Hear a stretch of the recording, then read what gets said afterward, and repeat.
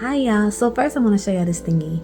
I bought this. It's supposed to help you hold your book open, so I'm gonna try to use it. Usually I just like kind of use my hand, but I bought this off Temu, so I'm gonna try to use it to hold my page open like that. But so we are actually on chapter 1. It was the prologue I read last time, and I did cry. I don't know, I'm a sap. But it looked like it's gonna probably be in multiple point of views, so let's get started. I don't know how long these chapters are, but this is Violet and it says present. So chapter 1, let's get started.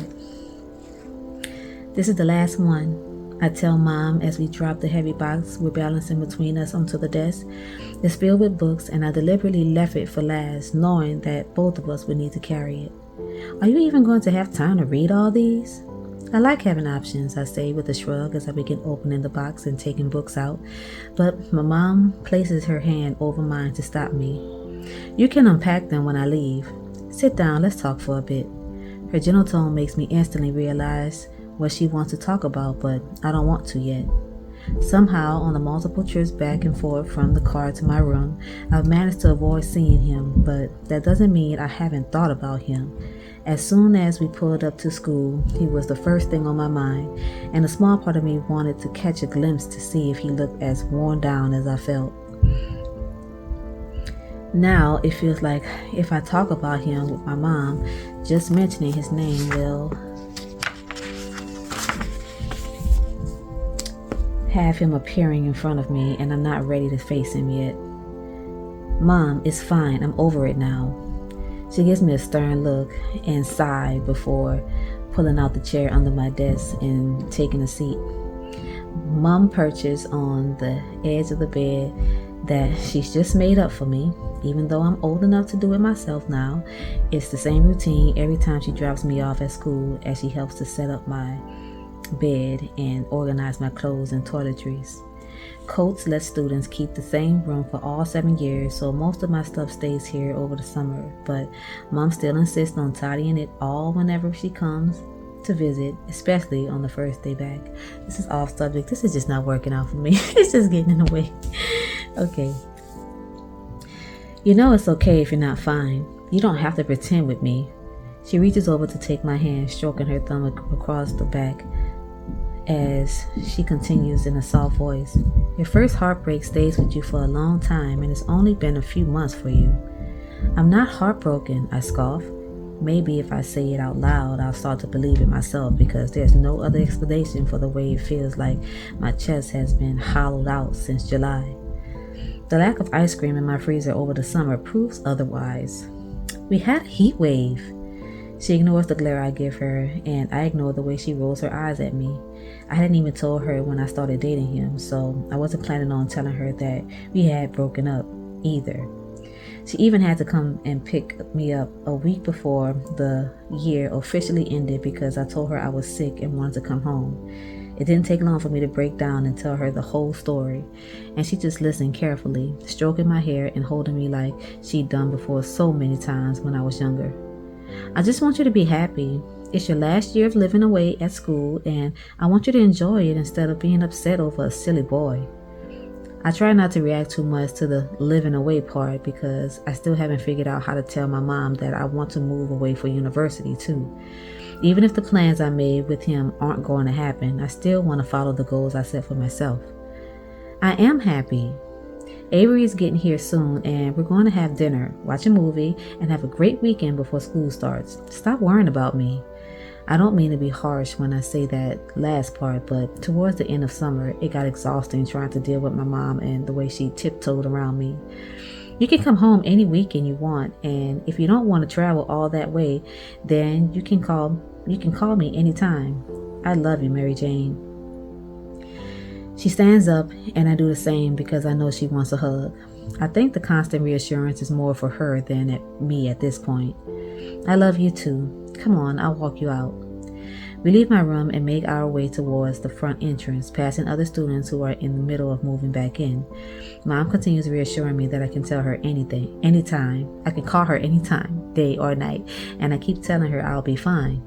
Once we reach her car, she kisses my cheek before getting in and driving away. My shoulders drop as soon as she's out of view, and I let out a deep sigh, letting my head fall back to stare at the gray cloudy sky. I know I'll have to have a conversation with her soon about university, but I think it'll be easier to do it over the phone. I start walking back to my room, and I can't help but scan the car park to look for him. I don't want to see him, but I feel on edge, not knowing where he is. The thought that he could appear in front of me at any time just makes me race back to my room. I've almost reached the door when I hear my name being called by a familiar voice, and I'm stopped in my tracks. I turn to see Isabel walking toward me, and I quickly look around her. Luckily, her brother is nowhere to be seen. "Hi, Izzy. Did you just get in?" "Yeah, I was just parking the car, so he dropped me off and told me to go unlock my room." I try not to show how much the sentence has affected me, covering up my sharp inhale with a cough as Izzy gives me a concerned look. Before we broke up, he told me his main plan for summer was to get his license as quickly as possible and then drive to my house so he could take me out on a real date. It hits me then that this is just the first plan that we made together that won't ever happen. I can feel the sting of tears in my eyes. "Oh, I'll let you carry on then. I need to finish unpacking my stuff." "Let's walk together." She grabs my arm, holding on to me as we head into the dorm building.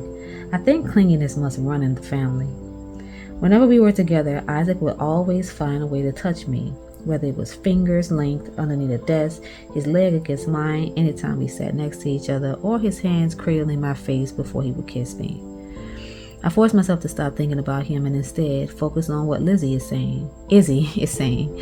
She's been babbling on with no idea that I've been trying to forget all the memories that I have with her brother.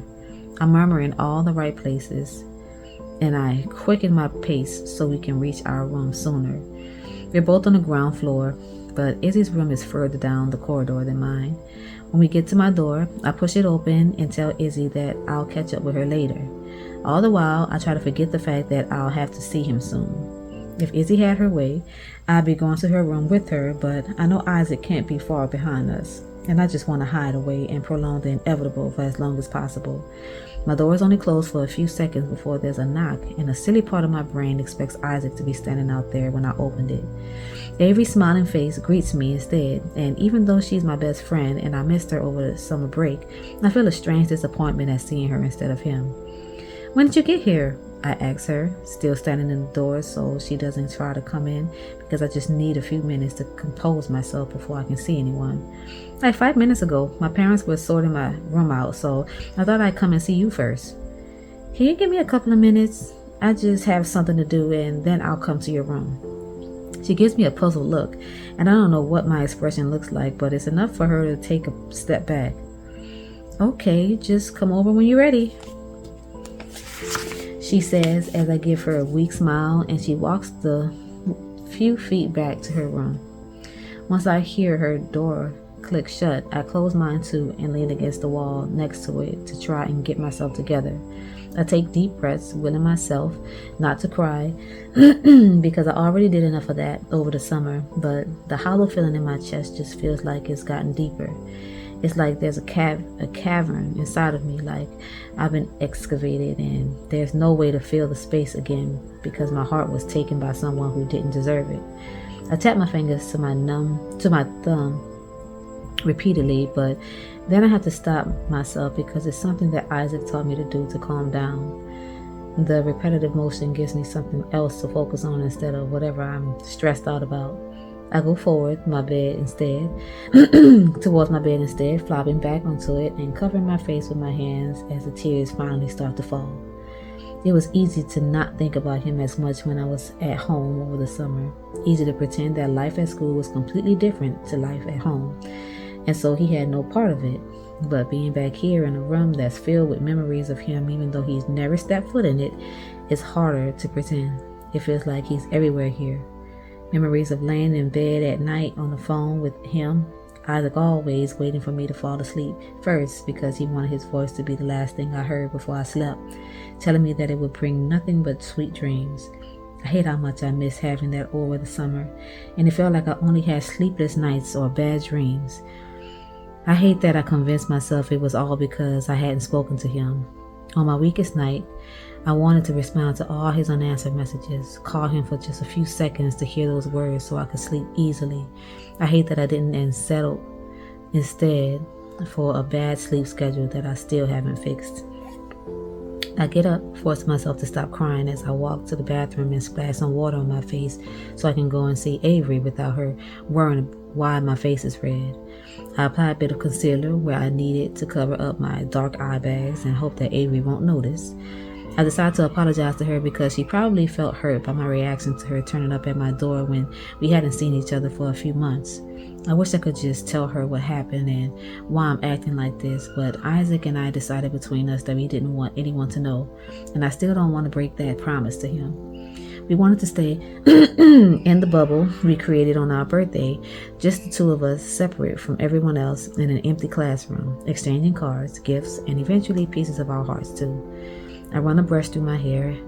I didn't bother doing anything special with it either, and put some lip balm on before I leave my room and go to Avery's. She opens the door after one knock and I pull her into a hug. I'm sorry, I just had a weird summer. I missed you. I missed you too, and you don't need to apologize either. My parents just left. Come in.